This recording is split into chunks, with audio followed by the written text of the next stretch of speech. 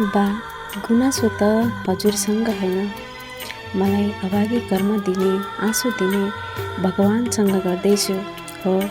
आजभोलि मेरो न रात जान्छ न दिन जान्छ, खुसीको सीमा भेट्न खोज्छु, अनेक बहाना पार्छ।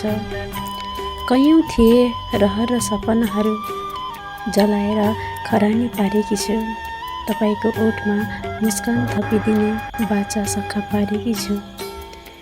मेरो निमित्त खिएको ती पैतालामा चप्पल किनिदिने धोको थियो, तातो घामले जलाएको रहर उमार्ने हिम्मत थियो।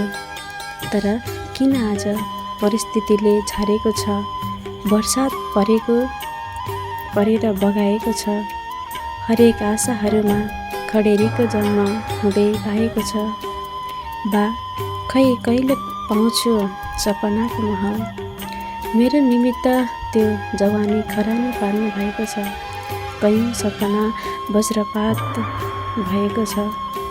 बा, लाग्छ छोरा भएको भए छोरा झैँ हुने थिए, छोरी भएको झैँ कर्तव्य सम्हाल्न सकिनँ। बा, तपाईँको मन र जिन्दगीको चोटमा मलम लगाउन सकिनँ, फुल झैँ फुलेर घर सजाउन सकिनँ, हजुरको श्रेय ढाक्न सकिनँ, आमाको फाटेको चोली र पछ्यौरी फेर्न सकिनँ, चुहिएको मेरो बाको सपने टाल्न सकिनँ।